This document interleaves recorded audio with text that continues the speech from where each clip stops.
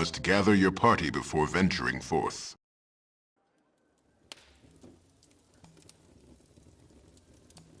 Ladies and gentlemen, welcome back to the Dungeon Pub.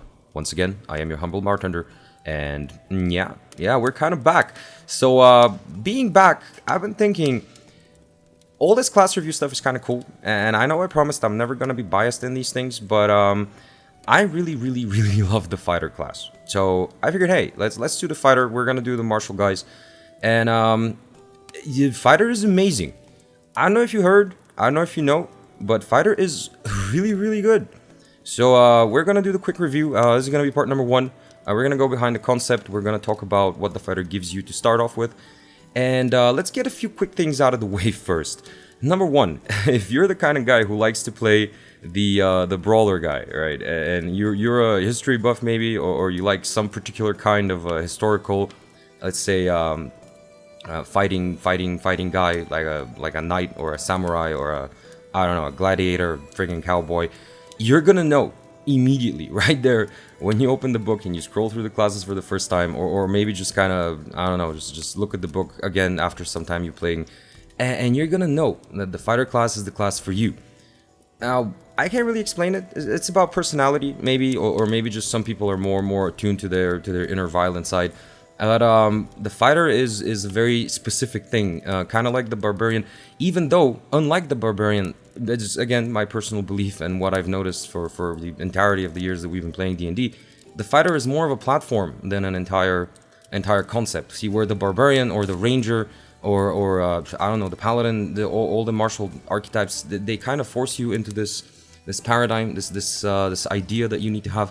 The fighter can be a lot of things. It can take a lot of ideas into its paradigm, and that's amazing. I really respect that. I really love the way that they pulled it off, and in 5th edition specifically. Even though previous editions were all also good, we're not gonna go into detail about that. Maybe in some late hour show. 5th edition fighter is a very open concept, and you can take a lot of ideas into it. You can take a lot of characters that you love. You can just sit down and write or imagine just so many things, and just put it into this fighter shell, and it's gonna work. And because that's just how amazing the fighter is.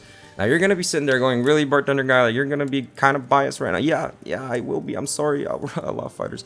But I also have an explanation for that, actually. The reason why fighter can do that is because it's really simple. Unlike the paladin or the barbarian or the ranger, who have all these abilities that give them so much fluffiness and so much context, the fighter doesn't need any.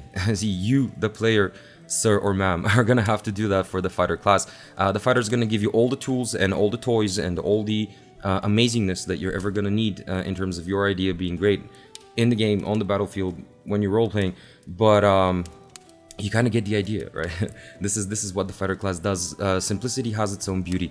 So now that we have that out of the way, what is a fighter? Well, let's get something straight.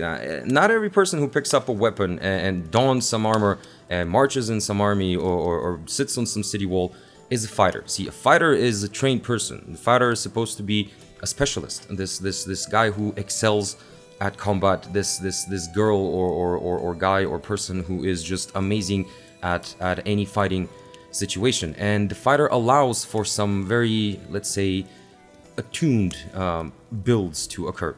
Now I know it's kind of I didn't really put it that great, but let me put some context into that. The fighter can specialize. The fighter has access to the most ability score improvements, and that's important because it's an empty shell. So whatever idea you have, just a crossbow guy, bow guy, archer, you know, this specialist, great weapons, dueling, sword and board, light armor, heavy armor. It's there for you. Mounted combat, just right there. So whatever you want, whatever kind of ability combo you want to put in the game, whatever kind of feat combination you think is going to be amazing, fighter is the class you're going to use for that. So yeah, that's why the fighter is amazing. I don't know. Again, I've seen it before. I've seen it happen on our table when we play for so many times now. Kind of works both ways. If you're the kind of person who enjoys this paradigm, this kind of thinking, this kind of game, you're never going to look past the fighter. You're always going to make a fighter first, maybe even second, just to kind of explore all the possibilities. And then maybe later on you can try some of the other classes. But we've also had the opposite, where people have this, they're the casters, they're the clerics, they're the bards of our party, And to them, the fighter is this big lumbering guy who just swings a lot and doesn't get tired and just deals a lot of damage. And I'm not saying they're wrong, okay? It's like that's true, right? But again, for those of the players who want to go past that, there's so many ways, and the fighter can be just as fluffy or even more fluffy with so many combinations, so many feats, so many ideas, so many RP opportunities that is just unbelievable. So there you go. What is your idea? What is your concept? I mean, manga, movies, just music, even if you want. Anything that rides or strides or swings or throws or bows, just go nuts. Whatever you want, whatever you like. You'd be surprised. A bow fighter can be just as versatile, maybe even more than a ranger. It can deal a lot more damage than a paladin. It can take a lot more punishment than a barbarian, depending on your build, depending on your playstyle. And I want to throw something else out there. See, people say, "Oh yeah, but fighters are kind of boring." Well, yeah, I mean, I have this saying. Nah, I'm maybe gonna get scrutinized for this, but that's okay. There's no boring characters. Okay, there are boring people. So if you think about that, a simple premise, a simple platform that is given to you with so many options to customize can be the most amazing thing in the game. If you do it well, if you do it with passion, if you do it by just learning what entertains you, what you're good at, and just throwing it out there, making a good build. So that's the fighter for you. That's been the fighter for me. It's been the fighter for so many people. I love it. I absolutely adore that concept. And I maybe play fighter a little too much. Self-reflection aside, let's take a look at the book. Let's see what the fighter class gives you. Why am I tooting it up so much? Well, here's the thing. When you get to the fighter and you start reading, you're gonna see exactly what I mean. The creation of a fighter, the overall overarching concept of it is just pure simplicity, right there for you. You get a D10 hit dice and martial class, kind of how it goes, and straight on to proficiencies. All armor, all shields, all weapons. No tools, but I think you can manage. See, what this means is that you get all the toys. You get all the cool stuff right there at the start of your career, at the start of your adventure, whatever you want to call it, right there for you. So the only one of two classes in the game that can start with plate armor, or rather starts with the proficiency, you're just probably not going to start with plate unless your DM is unbelievable, unlike some that I know. Kyle. Is right there. There you go. Whatever you want. You want leather, you want chain, you want heavy, you want light, you want medium. Go for what you feel like. What kind of weapon combo you want? There you go, sir. You have all the tools right there spread out for you. In terms of skills, the fighters are not exactly the skill type of people. I mean, skills are going to be complementary to you. You're not a rogue, you're not a bard, you're not a skill monkey, you're not somebody whose entirety depends on being skilled at a lot of things. Your primary focus is combat. Just putting the hurt to the guys, taking punishment, taking names, and kicking all the behind. So try to pick the skills that mostly match that idea, depending on what that idea is to you. And this is a good place to get something else out of the way. The fighter, the way you build a fighter, at least in order to kind of accommodate for the idea that you might have, is the following. You're going to need a primary stat. Again, kind of the barbarian, remember what I said, like the barbarian can have one of two, like you can either go strength or constitution, depending on the type of barbarian that you want to be. For the fighter, it's the same, but constitution is probably never going to be your primary stat. It's going to be either strength or dex. Now, why? Well, because those are the attack stats, and the fighter is kind of based around that. If you want to go for dex, if your build is this just amazing musketeer guy, very flexible, very quick, just take the dex, and dex is really good. Dex is the strongest stat in the game, at least in my humble opinion. Gives you AC, gives you the most commonly used saving throw in the game. It's good to be good in dex saving throws, and you have the finesse option right there for you. So go nuts. If you want to be this other kind of fighter, right? If you want to be the knight, if you want to be I don't know, the samurai or the gladiator, or just any kind of a strength-based build, then strength is going to be obviously the primary stat for you. And a lot of people look at strength, and I think this is a mistake, and they go, well, there's just one skill attached to it, and this can't really do a lot. Actually, it can. I want to throw this in there. There's a lot of things in the game around the combat mechanic, around the action economy, around the movement and the placing and the specific little actions that you can take in terms of shoving and proning and wrestling and grappling. Strength is the stat for you. Like you're gonna need a lot of it. The barbarian is usually the king of strength, right? He's the bicep caster. But a fighter with a decent strength and a lot of armor and a lot of hit points is gonna do a lot for you, if not even more. Think about that. Think about your build. Think about what you're going for, and base it around one of these statistics. Obviously, secondary. I mean, unless you're not the frontline kind of guy, you're gonna be the archer. You're gonna be the crossbowman. You're gonna be the specialist, the engineer, the sapper. You're gonna still want Constitution. All right, now this is just no other point that I can make. Constitution is important. It's important for every class, especially the class that has a D10, like any other martial class. It has good armor, and it can take a few hits. Constitution is good for you. Tertiary stats, that here you can kind of go for the skills. You can see you have perception, you have survival, you have insight. So good wisdom could be very beneficial for a fighter. Actually, I advise it, but again, that all depends on your build. And then what else do you have in terms of skills? Well, acrobatics or athletics kind of goes off into one of the two directions. Again, if you have dex, go for acrobatics. If you have strength, go for athletics. They're used in similar situations, although they're specific, right? I mean, there's specific things that you can do with either. But for general, physical checks, physical activities, then one or the two is going to be generally the idea. Animal handling, you're looking at that and going, oh, I'm not a rager, I'm not a barbarian, well, I need that. Well, yeah, but what if you're a mounted fighter? What if you're a knight, right? What if you're a cavalier? And this is going to be kind of important for you, because animal handling is the stat which is going to help you not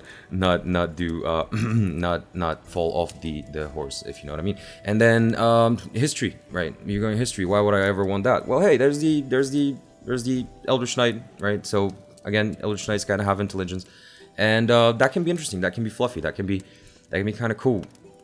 So there you go. That's the skills. Again, maybe I'm repeating, but it's probably not going to be the main focus of a fighter. Equipment, you're going to get the standard treatment, and then moving right past that, we get to the first ability that a fighter is going to get at level 1, which is fighting style. And it says you adopt a particular style of fighting as your speciality. Now here we go. This is the point. This is the idea. The fighter can do more things with just this basic concept. Now, other martial classes like the paladin, like the ranger, they also have this fighting style specialization. But the fighter has all of them, essentially. Like, a fighter can take every single one. Archers and paladins are limited in their choices. Not a lot, but still, it's right there. The fighter can take everything. So when you look at them, archery, defense, dueling, great weapon fighting, protection, and two-weapon fighting. There's no grand scheme, right? There's no secret. It's kind of simple, kind of obvious. Depending on what you want to go for, maybe you want to be versatile and you want to have something of each branch. Like, you want to be the heavy plate guy, but you also want to have a crossbow, but you have this balance between strength and dex. Here is where you can truly, really kind of pick a customization option. Or maybe you just want to go straight for one thing, so you take a lot of strength and you get that great weapon fighting and just go nuts. You can do that, coupled with a bunch of feats that you can get later on, and you have an entire character concept fleshed out for you right there at level 1, which is just unbelievably good.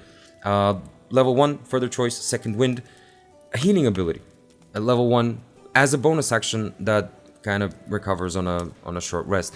It's really good at the start. It's gonna essentially give you back, and then progressively through the level 1, 2, and 3, it's gonna give you your entire health back, then maybe half of your health back later on, then maybe a third of it if you roll good. So this is gonna keep you fighting. This is gonna keep you in the middle of the fight, and it's just good. Now, obviously, the more it progresses, the more it turns into this maybe a Hail Mary or something that you can do with your bonus action if you have nothing else. But it kind of flushes out the core of the class at level 1. You see, it allows you to specialize, and then it allows you to stick with what you have, stick with your guns. Now, at level 2, you get Action Surge. Now, you can see what Action Surge says. I'm gonna take a pause and let you read it and think about it. Are you done?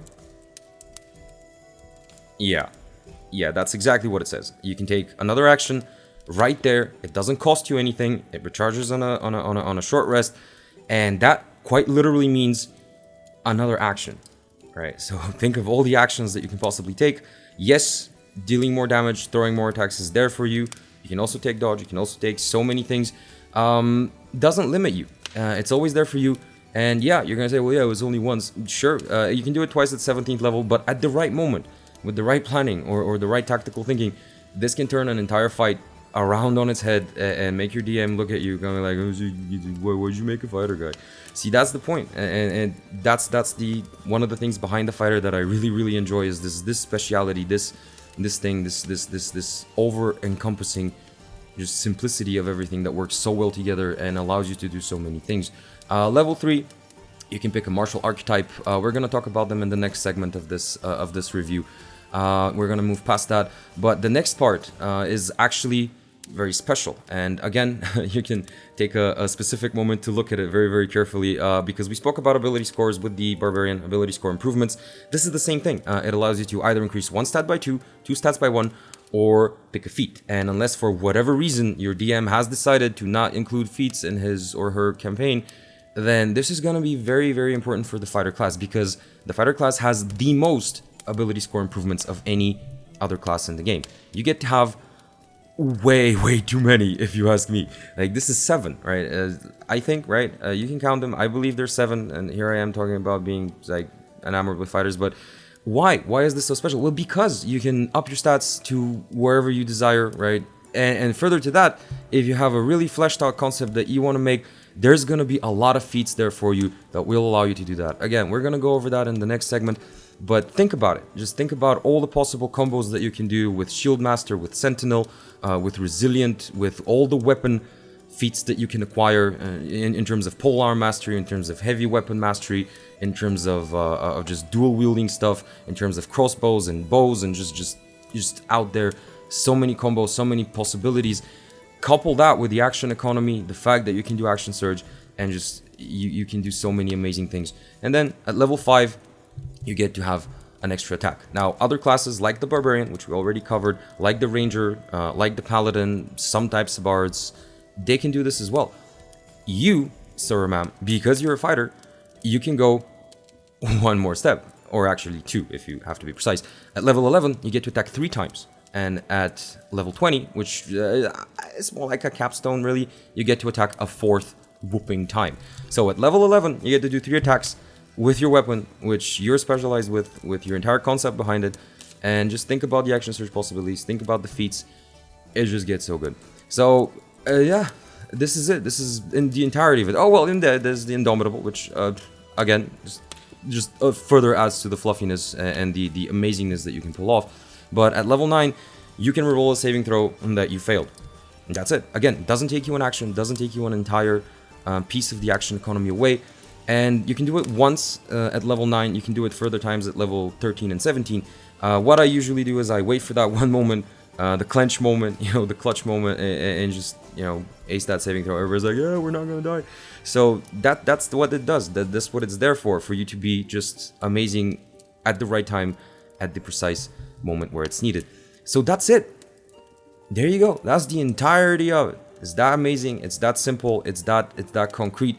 And all of this, coupled with the feats, coupled with your choices, coupled with the weapon combinations, coupled with all the versatility that you can have, adds up to this amazing platform which can cover so many ideas. It can support so much RP and so many concepts that is just great. It's just so simple, so beautiful, and I love it. So I'm just gonna say this: if you're not the kind of guy, you still want to give it a go, just because you want to be this guy. If you are the kind of person who enjoys fighters, who enjoys this kind of paradigm in an RPG, you're blessed. Go nuts, go do things, and yeah, that's it. No, really, I got nothing else. No, I mean it. No, just go make a fighter. Go make a fighter right now. It's really fun, and thank you for sticking so far. If you're the kind of girl or guy who likes the fighter class, just post a comment below. Give us your feedback, give us your ideas, and go have some fun with D&D or any RPG that you're playing right now, because that's what we've been doing, and it's been just a great time.